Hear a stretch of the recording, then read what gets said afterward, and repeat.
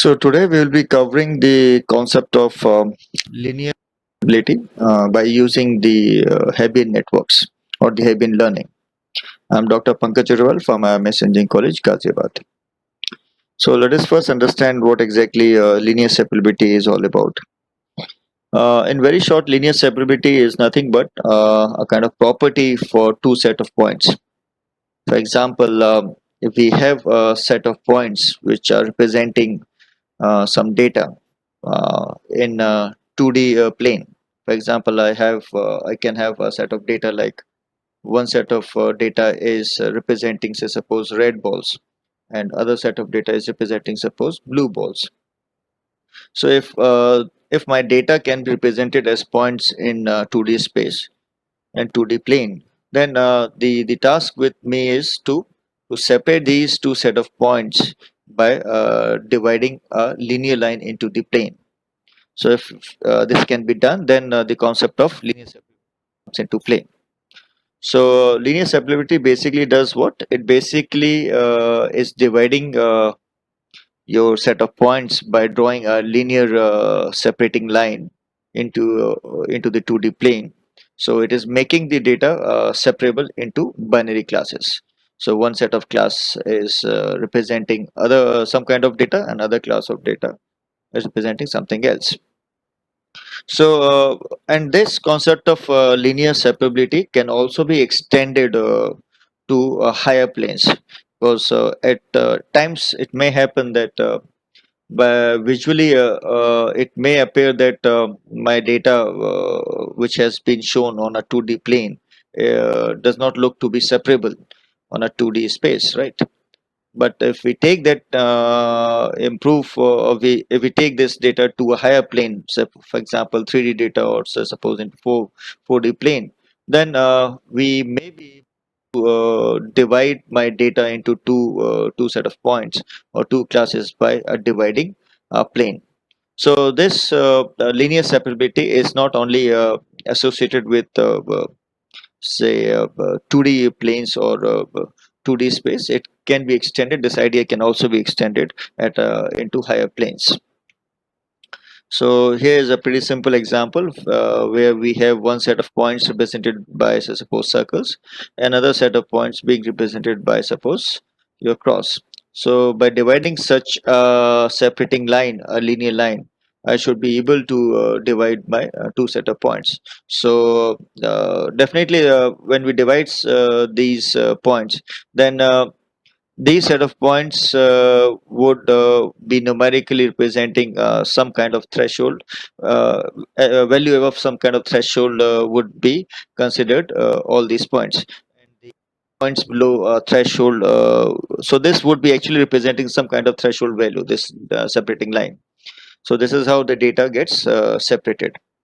Similarly, I have another example where again we have two separating set of datas. One is representing, say, for example, falling companies. Another set of data represented by this green crosses are representing, suppose, what, surviving companies. So if I am able to draw such kind of separating line into my 2D space, then we are talking about linear separability concept. In this example, you can see that it is not possible to separate by a single separating line. So this in 2D space, this data might become or might seem to be what, non-separable by a single line. But it may happen that when we take this data to a higher plane, then this, say for example, the 3D plane, or say suppose 4D plane. So this same data could have been separated by a separating plane, a simple separating plane. So similarly, for example, over here, this data absolutely is non-separable data by a single line. So we have to separate this data by multiple lines. So this is an example where we have taken the data into, so suppose, higher dimension. So this data once seen in the 2D plane may not have been visually seen as what we could not have separated this by a single separating line when we have seen this data into, so for example, in 2D plane. But when moving it to higher planes, so by drawing such kind of separating plane, we could see that data is now separable. So in n dimensions, The separator is what? N minus 1 dimensional hyperplane. And although definitely it's pretty much impossible to see your data, such kind of visualization in 4D or say higher dimensions, right? So let's now come to understand like what exactly Hebbian network is, right? So Hebb network is basically if for example I have two neurons and which is interconnected by associated weight. So the Hebb network concept says what? If both the connected neurons, one of the neurons can be associated as an input, another neuron could be associated as an output. If both input and output neurons are able to fire at a simultaneous time, at the same time, then we often say that the connection between the two neurons or the interconnection between them is going to strengthen with time, right? And if in case they are not firing, if they are not getting activated at the same time, then the interconnection weight between them would weaken with time, right? So this network is basically very suitable for a bipolar kind of data, and the and this thing has been used extensively in your logic gates. It is one of the more earliest network, earliest learning that came into being, right?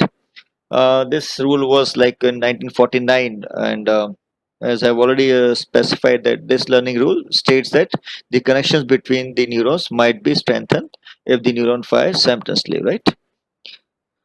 So let us first try to understand like this Hebbian learning rule basically specify that how much the weight of the connection, the associated weight, right, between the two units should be increased or decreased. So there would be only two kind of tasks that could be done with these weights. So either it is going to increase if in case both the neurons gets fired at the same time, otherwise it is going to decrease. So in what promotion and what proportion it would increase or decrease, that is what we have to define a rule. So this is defined by so this is considered to be the weight change rule or weight updation rule. So how much of weight or how much of connection would change. So this change would be dependent on your input neuron and your output neuron or the target neuron, because these are the only two neurons which are associated we are talking about. So it is the product of these two values which would account for the change in the weight, right? So if in case one of the neurons is they're not firing at the same time, so definitely this weight or change of weight would become what would decrease with the time. And if it both the neurons are firing at the same time, that means they would be representing positive values, then this change of weight would be increasing with the time, right? And the Hebbian rule works as long as all the input patterns are orthogonal or uncorrelated. This is in fact one of the limitations for this Hebbian network. So if you have more than so if you have various inputs, then all the inputs must be what? Or uncorrelated, which is in fact a very huge limitation for Hebbian network, and that is the reason why it is use of Hebbian network is very limited, right? So this is your weight updation rule, as I have already mentioned. So T is your target and Xi is your input, right? And remember one thing, that target cannot be definitely zero, right? So let's take a pretty simple example where we wish to develop a Hebbian network for AND function, right? For only two inputs. So we have first prepared the truth table for this. So we have taken only bipolar inputs. I've already mentioned that, and this is the x0, x1, x2 are your inputs. In fact, this is your dummy input.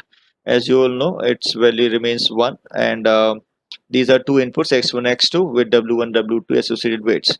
As you all know, the total activation input function is defined by this rule, where x1 into w1, x2 into w2 plus your weight 0, right? So this change weight updation rule was discussed. So the new weights would be defined by what? By the old weight, whatever in every iteration when we would be changing or updating the weights, it would be nothing but the sum of your old weights plus the change in weight that we would obtain by the weight change rule, this, right? So by quitting this equation to 0, we have obtained a simple equation line which can be represented by x2 is equal to this. And in the beginning, as initialization part, we would be starting the network with all weights considered as what, 0 value. Okay. And practical scenarios, we often do not take all the initialization to be 0. So here's the working example. So initially we have taken what, all the weights have been made 0. We have kept in the table the weight updation rule also, so how the weights would be updated. And then we would be taking over here all the combination of the inputs. So we have your dummy input x0, right, the bias, and then we have your two inputs, right. So we have listed down all the possibilities of AND for two inputs, 1 1, 1 minus 1, minus 1 1, and minus 1, and all the values of x0, as you all know, would remain 1.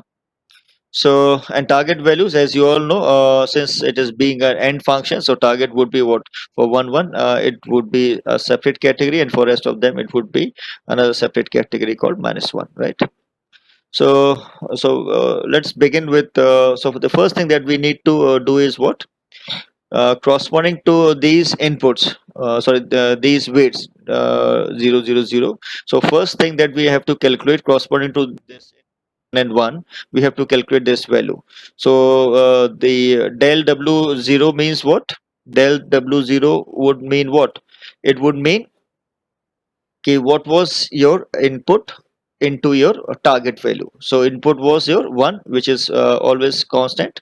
So 1 into your target is what, 1. So this is the 1, right. And similarly for rest of the values, it would be same as your target values, because this is x0 is 1.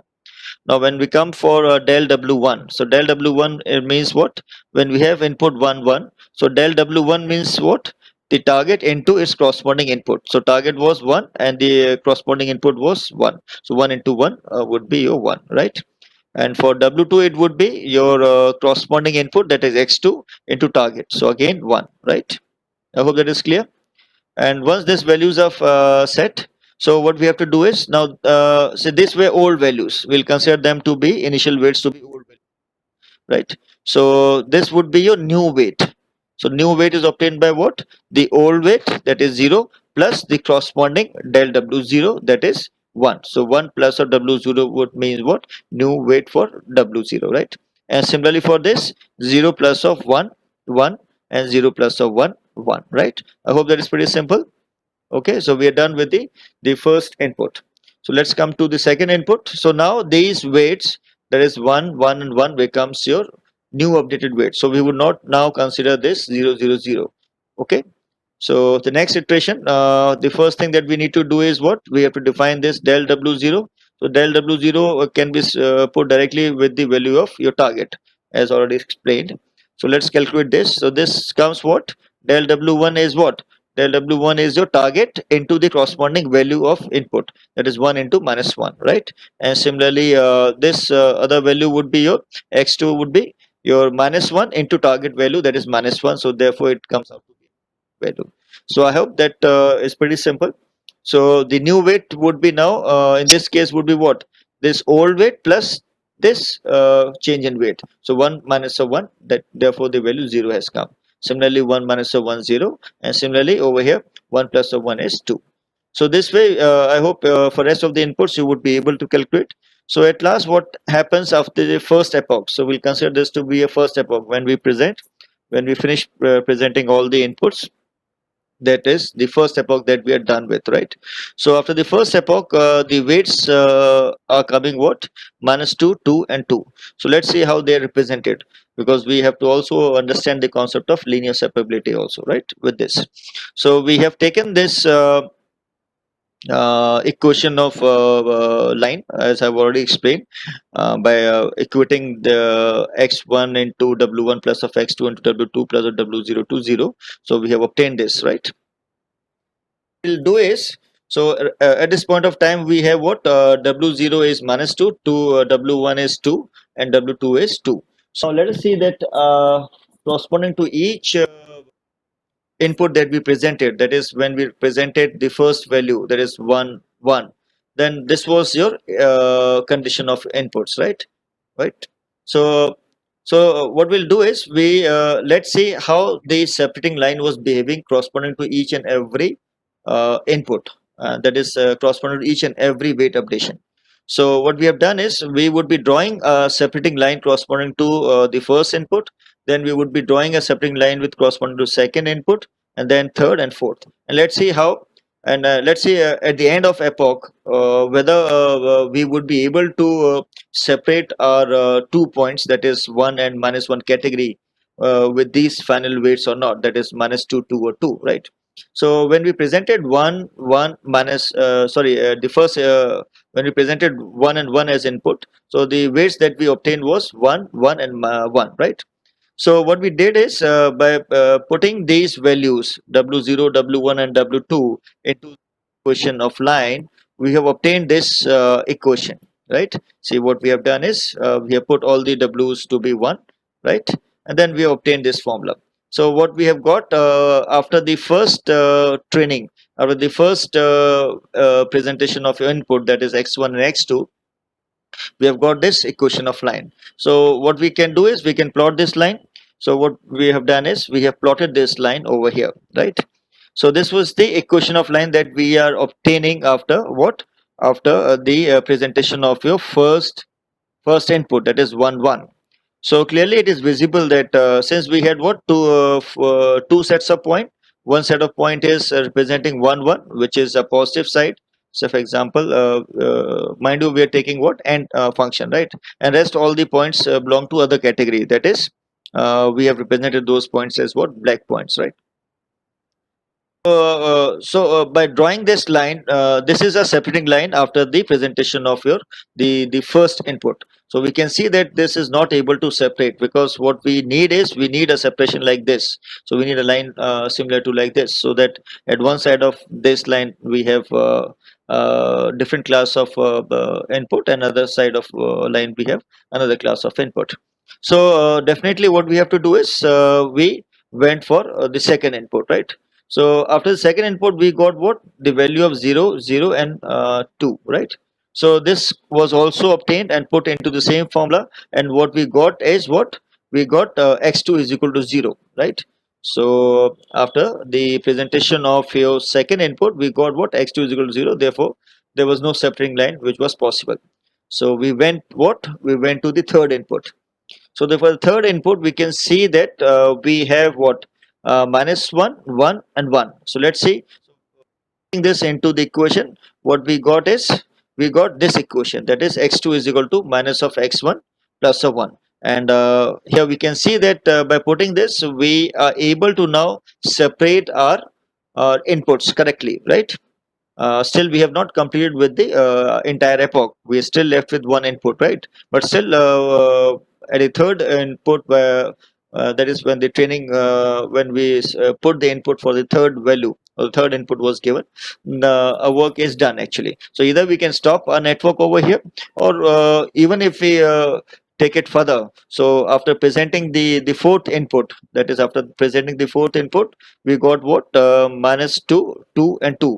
So by using that value also, the separating line will not alter anything. So the what we got is after the presentation of your three inputs, or in fact four inputs, we have been able to separate our two classes of as per the requirement of AND function. So this basically becomes your linear separation, right? And this is what we were talking about, that how linear separability concept can be